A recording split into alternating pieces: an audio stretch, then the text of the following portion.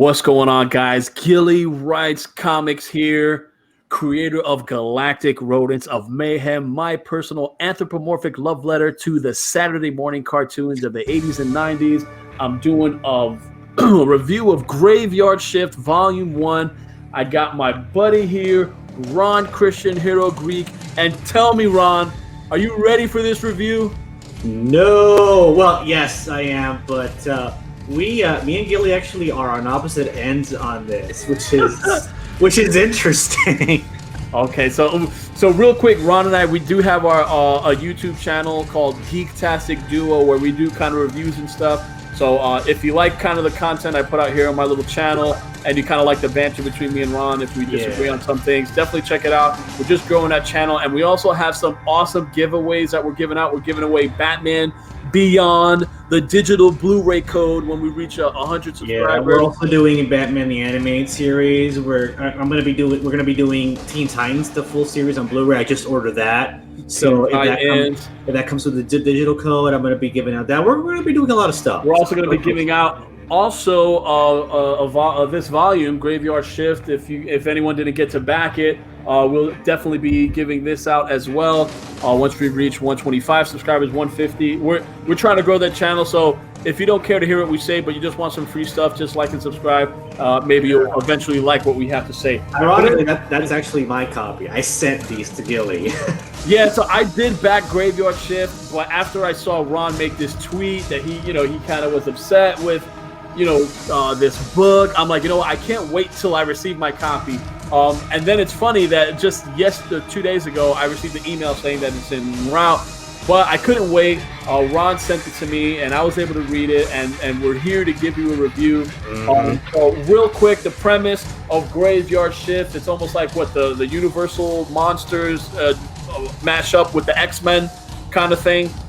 Is that what it is? Like a superhero story? Yeah.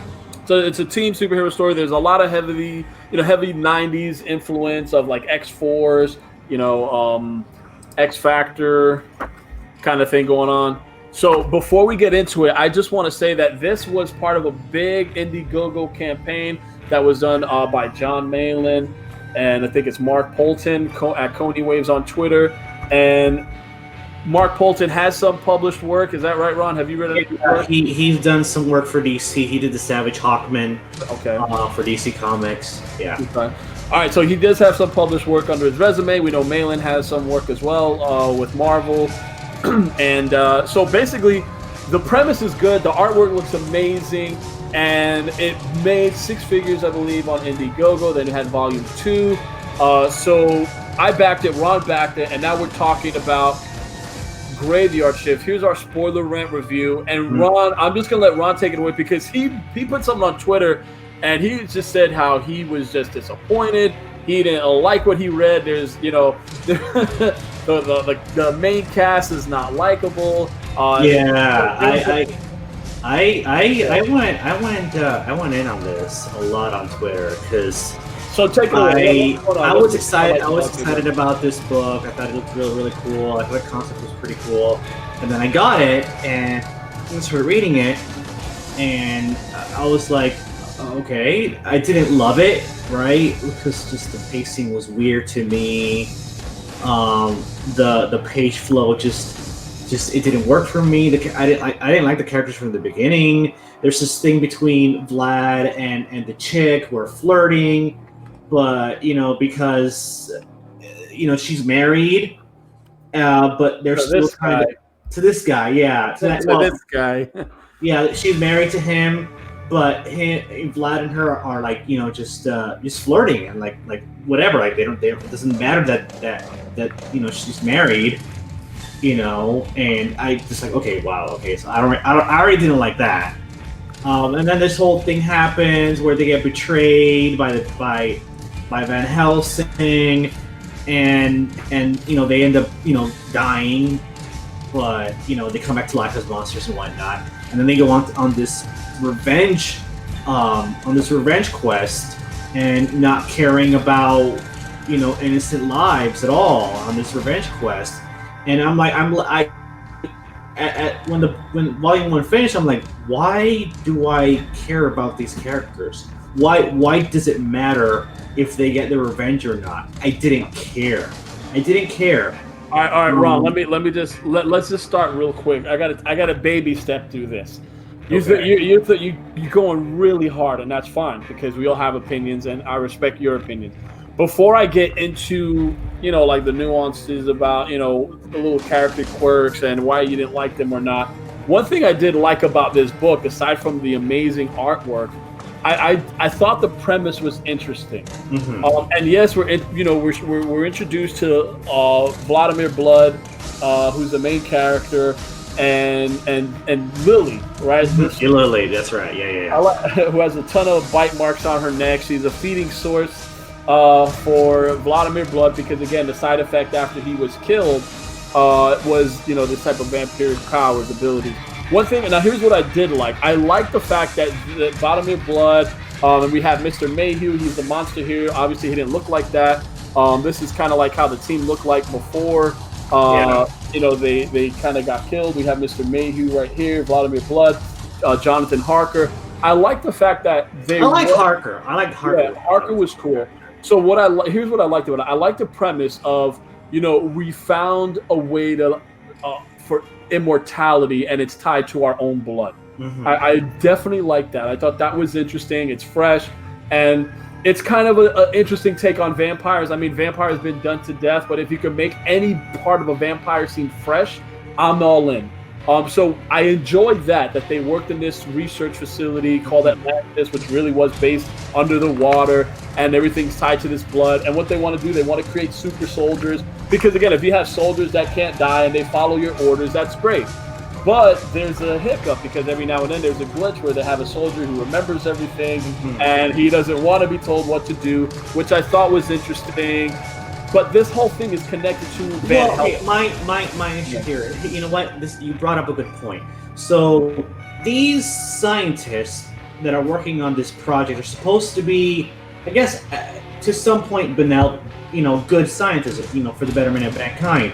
But they're involved in a project that resurrects dead soldiers to fight again. Like, okay, so they know that this is the project. So off the bat, I already don't like them because they know what they're doing is basically just not letting these soldiers rest, So yeah, I'll give you that because we look at one scene. This is where Lily, the love interest of Vladimir Blood, but this is her husband here. He's attacking one of these soldiers, and of course, what they say, the weak will be weeded out. The weak are the ones who are not weak, who are kind of strong in that they didn't succumb to the mind wipe, but they get tossed out in the ocean and they die. So I get that. But here's the thing, like, when I look at this book and when I see it being pitched, I know I'm not getting an Avengers story. I know I'm not getting, the true, pantheon of all time, No, I understand. I get that they're not, the most heroic, the heroic characters. I don't know. I just wasn't expecting to dislike them as much as I did. Maybe I expected for them to be a little anti-heroic and whatnot, but it just, I don't know. There's just one panel that really just disgusted me. I think you know which one it is. Yeah, we'll get to that one. We're definitely gonna get to that one. So real quick, we have Van Helsing. He's kind of the leader, I guess, of this private corporation of Atlantis that are doing these projects.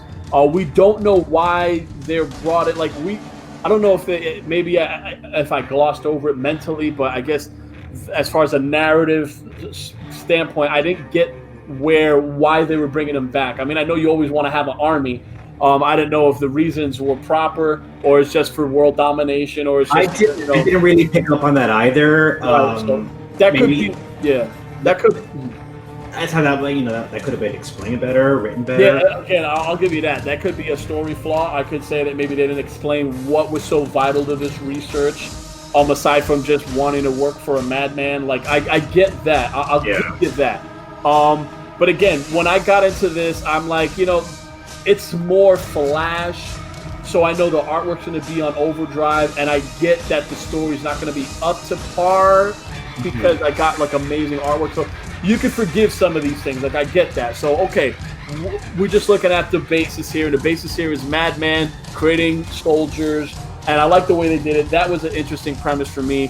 What happens is, obviously, Van Helsing, he goes crazy, and that, he kills the wife because Lily, yeah, because the husband, and I get you words disjointed. We go here where we see what they do to the soldiers, and then we cut here, next page, next panel, 3 weeks later, and Lily's upset. I don't know if you can see her facial reaction here. She's upset for her husband. She actually cares about her husband to a degree.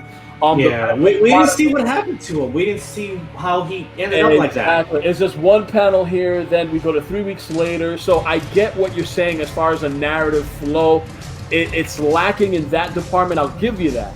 I was more forgiving because, again, I was just more like, okay, where is this going? Okay, we got this cool thing with the blood, which I thought was cool.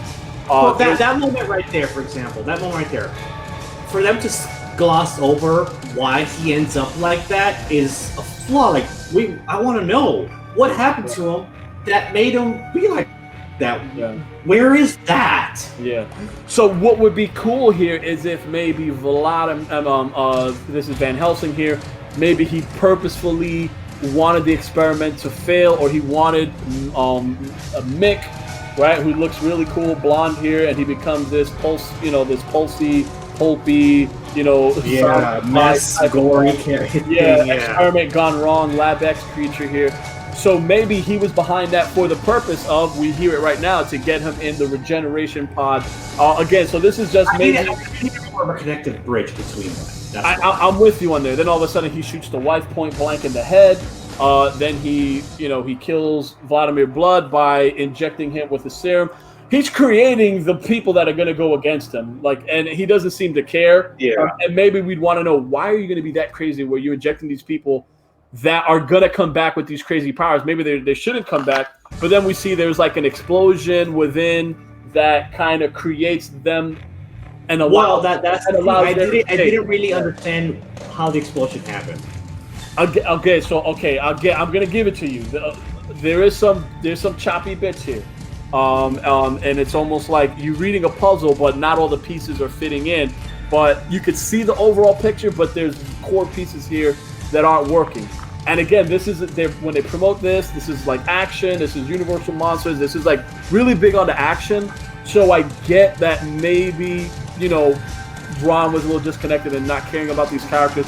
I was able to care about them a little bit, only because I just wanted to see how they were going to actually take it, like how they're going to get their revenge on Van Helsing. He seems like a crazy villain that literally did not care that, they got away. We don't know about that explosion that got them away. It's almost this is what we call a MacGuffin, right? A MacGuffin is like something that happens that allows them to escape. But we don't know what happened. Yeah, an explosion. But what caused the explosion? Was it a missile attack? Was it targeted? Was it just scientific? A core breakdown or something? Yeah, was it just a oceanic wildlife that just, crashed into the... But we saw a big explosion. They get out. This is this base underneath that kind of could retract from the original base.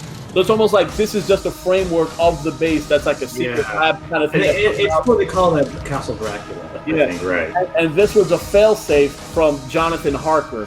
Harker is the best character. Harker's one of the best characters. Harker's a good character, and he becomes the AI to this whole framework thing. So this character, I don't know who this character was. This is he's more prominent in Volume 2. So right. So here's one thing. Me from a creator, if you're going to throw someone that I just see, this is what, we're already 15, 20 pages in, and you're showing me 4 panels about this guy, I don't know, because then we don't see him again for the rest of the book. Like, we don't see him again. So that was just, I think that could have been done better. If he could have just showed up in Volume 2 and could have said, yeah, he was just another one that escaped. You don't have to waste a page here. That's just my opinion. And I see, again, we have a double splash page, but we get the mutations are causing these freakish monsters. So that's a worthy double splash, okay? So overall, time has passed. We have Vladimir Blood here. He brings back his love interest who got shot in the head. He brings her back. She's zombified, but there was an attraction there. We get it. When she first comes into the scene, we see they flirt. She flirts with him. So okay, I get it. So that's kind of whatever they had. he wants to bring her back. I could relate to you wanting to bring back someone that you thought you had a connection with, you had a chemistry with, even if it was some small flirtation. I get it, because again, this is like, what else you got going for you? Well, you know, okay, that's the thing. Okay, so they were on the base for how long? 3 weeks or a month or a couple of It weeks? could have been longer than that. We just go from that transition to 3 weeks from one page to the right. next. So in order for him to care about her as much as he did, to go risk everything. But it'd have to be more substantiated. And even for him to bring her back, it's kind of like a selfish move. I just want to bring her back. I don't care if she's a zombie. What does she feel if she's back as a zombie? It seems she could function and think pretty much on her own. And it seems like she's all intact, except she could get shot in the head a few times and not die. So I think she's also regenerative. Yeah, that's one of my other issues. Vlad is selfish and not caring about her, or about the fact that he was having an affair with her, because it's definitely an emotional affair that maybe didn't do anything physical, but then it alludes to it, because then we see later on that her husband is kind of like he's been made privy to their affair, and he's going to be in the second volume like a secret weapon against the team, because he's now I assume working with Van Helsing. Okay, so here she is getting shot in the head, and she's just fine. She's perfect. So she's a zombie. But again, Vladimir brought her back, but it seems like she's good. Mm-hmm. Bloodlust has been held at bay for too long. After tonight, you'll be operating in the red. Cool little one-liners. Abraham Van Helsing, on behalf of my colleagues, it says, I'm here to put you out of business. Now, when I say it's little things that I like, one thing I did like is that Van Helsing is a president of the United States. I just thought that was cool. We all heard Van Helsing. We know the lore of Van Helsing. So the fact that he's like the president of the United States, I thought that was cool. I thought that's interesting tidbit. I think you can have a lot of fun with that. So in all that time when they came back to life and they're operating, on the sly or in the shadows, we have Van Helsing just overthrows the United States. He becomes president of the United States. He got these his soldiers, working with him. Soldiers, yeah. He's promising no more monsters. Apparently, there's a bunch of monsters that are doing stuff. Again, there's a lot. Even though we're getting a lot of dialogue and a lot of stuff here, there is a lot of cloudy narration. That there's a lot of. If you want to just say plot holes, I get that. I'm with you on that, Ron. Like I see that. So we're gonna get to the page that Ron couldn't stand. I hated this. I'll let you take it away. They're planning an attack on Van Helsing. Okay, so they're planning it. Yeah, exactly. Boom. And then this happens. They cause this explosion that results in the death of this strangely, slutty dressed pregnant woman who gets, basically you're seeing it. Her baby gets blown out of her womb. Baby fetus now. She's dismembered. And like that disgusted me. That just like, okay, that was it. And then did you continue reading from there or no? No, I continued reading. I stopped there for like 2 days, and then I continued reading the rest of it.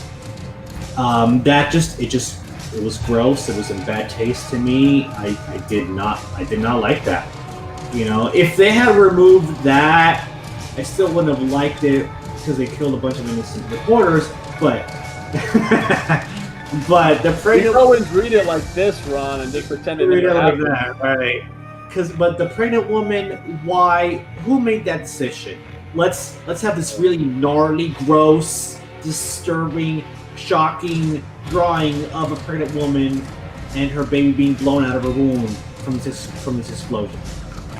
All right, what are your thoughts on the news reporter getting blown up? But we don't know if he's dead, but he just gets blown away. Yeah, we don't know. How'd you feel about that? Did that bother you? Yeah, it bothered me, but then, when you take into consideration... Just forget about this. Just say they just had him getting blown up. The reporter seems fine. Just him caught in the crossfire, but not this pregnant slut. Like, would you be okay? No. You'd have still felt just as upset for this guy? Probably not. Okay. Because Let me. Yeah. there's an innocent life in there. There's a baby in there that didn't do anything. Mm-hmm. Okay, I get that. and these graveyard shift people just caused this explosion that resulted in the death of this pregnant woman and her unborn child because they're on this bloody revenge quest and they don't give a shit. I'll give you that's a little bit. That's strong. I'll give you that. Now, here's where I get that, and this is the tweet that I saw Ron talk about, and I'm like, well, it can't be that bad, right? So I read it, and I'm like, okay, maybe it's a guilty pleasure of mine because I love horror. I was a little bit more forgiving on the on some of the storytelling elements, just because I like the premise. There's a lot of fun here, and I could see this working as a movie because they have enough cool, fresh ideas that it could work. And again, the execution is in the writing. But again, when you're dealing with B-movie stuff, you overlook all that. This is it. Okay, so I kept on reading, and the reason why it didn't bother me that much, okay, and I'm going to tell you why. Because when I go to the next page, right, I get this shot right here. I don't know if you guys could see it. And this is basically Vladimir Blood saying he's going to throw this ultraviolet type light bomb or something. And we have people here saying, no, don't do this. You know, kind of like what Ron's saying. We got families, you know, we don't. And we have this right here. It says, we have families. And in the next one, he's like telling them, hey, I'm going to throw this light bomb out. I call it the sparring. I'm throwing it out there. But then right from here, we get a crazy transition where this isn't a person. This is some type of vampiric bloodsucker. And it's we'll dine on your carcass. So when I saw that, okay, like everything you said, I get it. I'm like, okay, they were trying to go. I think I know what you're trying to get to. You're trying to get to like maybe she was a vampire. In my mind, she was an evil vampire, and this could have been the spawn of Satan. For all I know, could have been just I wouldn't even. All right. They should have made that more clear. They should have. Yeah. And my takeaway is when I read the next page and I see this, like, oh, we have families, and they're like, right there, the shapeshift. We'll dine on your carcass if you throw that light bomb. So it's almost like, man, so Van Helsing has vampires within his ranks doing crazy stuff, furthering his agenda to, like, we got to get rid of vampires, but he has vampires in his employ. So that's why I was okay with it. Like, at that moment, I'm like, whoa. Like, because again, I didn't get that reaction organically because I saw Ron's tweet and then I read it. And when I read it, I'm like, yeah, that's a little bit extreme. But then I go to the next page and I saw this. I'm like, okay, that's subtle, and that's enough for me to say, like, okay, they probably know. Again, we don't get the story tidbits that they know, but if we see this, it's almost like they know they're doing an ultralight bomb because they know that there's that President Van Helsing is, although he's a vampire hunter saying he wants to stop monsters, right? That's what we know about Van Helsing. Yeah. And this comic, he's a president that's actually using monsters. Okay, no, I get what you're saying, and you know that may have worked for you, but for me to be able to be okay with it, I needed a better story framework. I get you. Better story framework to let me know that pregnant woman was a bloodsucker and her baby was a spawn of a bloodsucker or something. Yeah, and there wouldn't be anything remotely human. I got you. So, So here's the thing: when you guys read comics and stuff, I mean, you guys know what you like, you know what you look for. We're just, as creators and also as storytellers, we're fans. We read other stuff. We just like to show you that there's a lot even here that I like, but that also Ron didn't like. But we could come to an agreement. But to make it all synergize, you need the story to tell it effectively. Mm-hmm. And you also need that because, again, that's how we could root for these characters. We could be like, wow, the Graveyard Shift are actually that savvy where they know that Van Helsing is using vampires to further his cause. Or we could see Van Helsing as an adversary that, man, he's even using vampires that he can't stand or whatever. Probably they're rejects from his blood. Experiments, whatever. Yeah. And he just, he gives them life. He's like, hey, guess what? I'm not going to kill you, but you're going to work for me doing this kind of stuff. So I like that, but at the same time, I see what Ron's complaint is. And I'm also going to say, as someone who's read a lot of these CG books, if you will, a lot of the writing is subpar at best. I haven't been wowed completely. I did like this, and I'm going to defend my choice on this because, again, I have a guilty pleasure for horror. And reading it, there was some freshness there for me where I could let a lot of things slide. But at the same time, the purist in me kind of totally agrees also with Ron as far as storytelling. Like, you got to get these storytelling bits right. Yeah. Volume 2 is a lot better. I did enjoy Volume 2 a lot better than Volume 1. So when you do finish reading that, maybe we can do Volume 2. We'll do a Volume 2 review. One cool thing, again, like I said, I like these ideas. You're thinking he's a real badass President Van Helsing, but look, we got this curtain, and he's talking to someone. We don't know who's behind there. And I think what's cool is that, hold up, there's someone else worse than Van Helsing out there. And it's like actually an actual Lord Dracula. Yeah. Who may be a failed experiment, but who control. I mean, there's a lot here that works. So I'll stick around and I'll see where this goes, only because the artwork is phenomenal, and I think the story has some cool elements to it that I can get behind as a horror buff. So for me, from a 1 to 10, I'll give it a 7.5 out of 10, just this first volume. And Ron will definitely say that's super generous. But that's again, this is different perspectives. Maybe you guys liked it out there too. Maybe give it even a 10 out of 10. I wouldn't give it a 10 out of 10 because talking with some of the things that Ron had concerns about, I'm with him on that. I thought that could have been fleshed out better. I'm just a little bit more forgiving. Ron, what's your final score? Maybe a 3. 3 out of 10. So 3 out of 10, but he's still, what? That's a little harsh. That's a little harsh. I would give it a 4.5. Okay, I thought you'd say 5, but that 3 out of 10 still got him to read Volume 2, and he liked it. So we'll definitely check out our Volume 2 review. This is Gilly Delchez, Gilly Writes Comics. Check out my stuff. I do create crazy cool comics. I got Galactic Rodents of Mayhem that was picked up by Scout Comics. Our debut issue is coming out December of this year. And I also got a franchise that I'm working on called Call of the Void. That's kind of like Tales from the Crypt, Twilight Zone, contemporary stories with a Lovecraftian vibe. Kickstarter for Darth Krell Cometh 2. Yeah, Ron and I also got a Kickstarter called Darth Krell Cometh. It's a Star Wars fan comic. If you like anything about what we do and what we're about, trust me when I tell you, it's a great fan comic with an original story surrounding a character that everybody hates, and we're able to incorporate some of Ron's cool created characters into this, and it's a pretty fun thing. So look for more comic reviews. We're going to be doing a lot more of these. Yeah, we'll do some more comic reviews so you guys can see what's good at crowdfunding. And Ron also is working on his truest superhero, Paragon Prime. Yep, that's going to be coming out this year, or hopefully. Yeah, so anyway, guys, just stay tuned for more on that. Follow us. Please like and subscribe to my channel. Definitely check out Geektastic Duo. We'll be doing a lot of stuff. As always, guys, we appreciate you. Peace out. Later.